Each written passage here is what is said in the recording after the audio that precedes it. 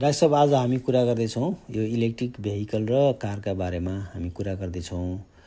अब यो संसारभरि नै यसको ट्रेन्ड बढ्दो छ। नेपालमा पनि धेरै हामीले इलेक्ट्रिक कारहरू देखिएको छ।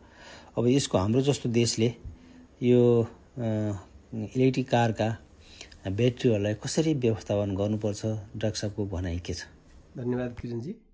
यो तपाईको नेपालमा इलेक्ट्रिक भेहिकलको ब्याट्रीको व्यवस्थापन र तिनीहरूबाट हुन सक्ने वातावरणीय प्रभाव बारेको प्रश्न अहिले साह्रै नै सान्दर्भिक छ। विगत 3-4 वर्षदेखि नेपालमा इलेक्ट्रिक भेहिकलको प्रयोग व्यापक रूपमा बढिरहेको छ। इलेक्ट्रिक भेहिकलको प्रयोगसँगै यसमा प्रयोग हुने ब्याट्रीको पनि प्रयोग व्यापक रूपमा बढ्छ र यसबाट एउटा इलेक्ट्रिक भेहिकलको ब्याट्रीको आयु 8-10 वर्ष हुन्छ। 8-10 वर्षपछि त्यो ब्याट्रीलाई रिप्लेस गर्नुपर्ने हुन्छ नयाँ ब्याट्रीले। त्यो रिप्लेस गरेको ब्याट्रीलाई कसरी व्यवस्थापन गर्ने भन्ने कुरा चाहिँ अहिले नेपालको लागि मात्रै होइन, यो ग्लोबल रूपमै एउटा चुनौतीको विषय भएको छ। त्यो ब्याट्री रिप्लेस गरेको ब्याट्री जथाभावी डिस्चार्ज गरिदिने हो भने त्यसबाट विभिन्न किसिमको वातावरणीय असरहरू गर्छ। जमिनमा र पानीमा यसमा चाहिँ टक्सिक एलिमेन्टहरू हुन्छ, त्यसले चाहिँ पल्युसन गराउँछ जमिन र पानीलाई। र त्यही जमिन र पानीको मार्फत फुड चेनहरू भएर त्यो टक्सिक एलिमेन्टहरू चाहिँ मान्छेको शरीरमा प्रवेश गर्ने सम्भावना हुन्छ र त्यसबाट विभिन्न किसिमका रोगहरू लाग्न सक्ने सम्भावना हुन्छ, क्यान्सर लगायतका। त्यसकारणले यो इलेक्ट्रिक भेहिकलको युज भइसकेको ब्याट्री जथाभावी डिस्पोज गर्नु हुँदैन, त्यसलाई चाहिँ व्यवस्थापन गर्नुपर्ने हुन्छ। र व्यवस्थापन गर्ने भनेको खास गरेर यो चाहिँ रिसाइकल गर्नुपर्ने हुन्छ। अब इलेक्ट्रिक भेहिकलको ब्याट्री धेरै जसो कमन रूपमा प्रयोग हुने ब्याट्री लिथियम आयनबाट बनेको हुन्छ। लिथियम आयन ब्याट्री हुन्छ त्यसको। त्यो बाहेक निकल मेटल हेलाइड ब्याट्रीहरू, सोलिड स्टेट ब्याट्रीहरू, सल्फर लिथियम सल्फर ब्याट्रीहरू हुन्छ, flow battery, zinc air battery लगायतका ब्याट्री हुन्छ। तर मोस्ट कमन चाहिँ लिथियम आयन ब्याट्री नै हुन्छ।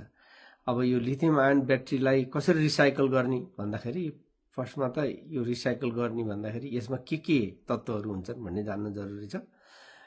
लिथियम आयन ब्याट्रीमा चाहिँ लिथियम, कोबाल्ट, निकल, म्याङ्गनिज, कपर, ग्राफाइट, एल्युमिनियम, आइरन लगायतका तत्त्वहरू, धातुहरू हुन्छन्। र त्यो बाहेक लिथियम सल्ट हुन्छ इलेक्ट्रोलाइटमा प्रयोग हुने। साथै ब्याट्रीको केसिङ हुन्छ, प्लास्टिक सेपरेटर्स हुन्छन् ब्याट्रीको विभिन्न कम्पोनेन्टलाई छुट्याउनलाई युज गरिएको। त्यसपछि अनि वायरिङ कनेक्सन्सहरू चाहिँ प्रयोग भइरहेको हुन्छ। यी विभिन्न तत्त्वहरू चाहिँ रिसाइकल गर्नुपर्ने हुन्छ यसलाई जथाभावी डिस्पोज गर्नुभन्दा। अब त्यो रिसाइकल गर्न चाहिँ विभिन्न किसिमका त्यो प्रविधिहरू उपलब्ध छन्। खास गरेर यो चाहिँ थर्मल ट्रिटमेन्टबाट यो सबैभन्दा पपुलर मेथड भनेको थर्मल ट्रिटमेन्ट गर्ने। त्यो विभिन्न धातुका तत्त्वहरूलाई चाहिँ हिट गरेर तिनीहरूको मेल्टिङ पोइन्ट कति छ त्यो अनुसारको पगालेर त्यसलाई चाहिँ पुनः मेटलको रूपमा बनाउनलाई, प्रयोग गर्नलाई, ब्याट्री अथवा अन्य कुरामा प्रयोग गर्नलाई एक्सट्र्याक्ट गर्न सकिन्छ। त्यो चाहिँ खास गरेर पपुलर मेथड हो। अरू अब हाइड्रो मेटलर्जिकल मेथडहरू पनि हुन्छन् ती लगायतका विभिन्न। तर ओभरअल प्रिन्सिपल भनेको खास गरेर त्यो चाहिँ जति जुन कुराहरू पग्लिन्छ त्यो पगाल्न सकिन्छ र कतिपय कुराहरू चाहिँ त्यतिकै कलेक्सन गरेर पनि रियुज गर्न सकिने सम्भावना हुन्छ। अब यो इलेक्ट्रिक भेहिकलको ब्याट्री रिसाइकल गर्नको लागि चाहिँ के चाहिन्छ त भन्दा सबभन्दा ठुलो कुरा चाहिँ ठुलो इन्भेस्टमेन्ट चाहिन्छ। यो चाहिँ एउटा महँगो प्रविधि हो र साथै यसलाई चाहिँ यो फिजिबल, फाइनेन्सियली भायबल प्रोजेक्ट हुनको लागि यो चाहिँ लार्ज नम्बर अफ ब्याट्रीहरू चाहिन्छ। अब हामीले नेपालमा भर्खरै इलेक्ट्रिक भेहिकलको प्रयोग बढिरहेको हुनाले हामीसँग चाहिँ large number of electric vehicle replace battery नहुन सक्छ र जसले गर्दा हाम्रो चाहिँ तुरुन्तै यो ब्याट्रीको प्रोजेक्ट, रिसाइक्लिङ ब्याट्रीको प्रोजेक्ट चाहिँ फिजिबल नहुन सक्छ। त्यस्तो केसमा चाहिँ इन्टरिम रूपमा हामीले चाहिँ यो जथाभावी डिस्पोज गर्नुभन्दा जहाँ हाम्रो छिमेकी देशहरू इन्डिया, चाइना, बङ्गलादेश लगायतका देशहरूमा जहाँ ब्याट्री रिसाइकलको प्लान्ट बनिसकेका छ इन्टरिम रूपमा चाहिँ ट्रान्सपोर्ट गरेर त्यहाँ चाहिँ रिसाइकल गर्न पठाउन सकिन्छ।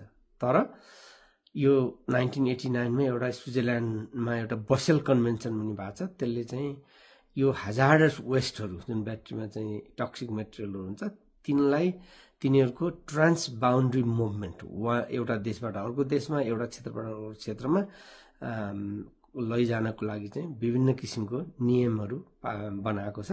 त्यो नियम पालना गरेर त्यो चाहिँ त्यसलाई ब्याट्रीहरूलाई चाहिँ अर्को क्षेत्रमा अर्को देशमा पठाउन सकिन्छ इन्टरनेट रूपमा, र अथवा यो चाहिँ ब्याट्रीहरू कलेक्सन गरेर फ्युचरमा रिसाइक्लिङ गर्नको लागि चाहिँ कलेक्सन गरेर स्टोरेज गरेर राख्न सकिन्छ। ब्याट्रीको रिसाइक्लिङ प्लान्ट बनाउन सक्यो भने यसले चाहिँ ठुलो इम्प्लोइमेन्ट जेनेरेट गर्न सक्छ स्थानीय रूपमा। साथै यसले चाहिँ वातावरण र आर्थिक रूपमा चाहिँ धेरै फाइदा पुर्याउन जान्छ। वातावरण प्रभाव न्यून हुन्छ र यसले चाहिँ एउटा त इम्प्लोइमेन्ट जेनेरेसन गर्छ, अर्को कुरा चाहिँ हामीले जुन इलेक्ट्रिक भेहिकलको प्रयोगले हाइड्रोबाट उत्पादन भएको ब्याट्री उत्पादन भएको बिजुलीबाट ब्याट्री चार्ज गरेर इभीहरू प्रयोग गरिएको छ। विदेशी आयातमा हुने जुन परनिर्भरता छ त्यसलाई चाहिँ हटाउन सकिन्छ, घटाउन सकिन्छ। त्यस कारणले यो चाहिँ वातावरणीय रूपमा र आर्थिक रूपमा यो चाहिँ दुवै रूपमा चाहिँ यो ब्याट्री रिसाइक्लिङ गर्न सकियो भने फाइदा हुन्छ देशको लागि।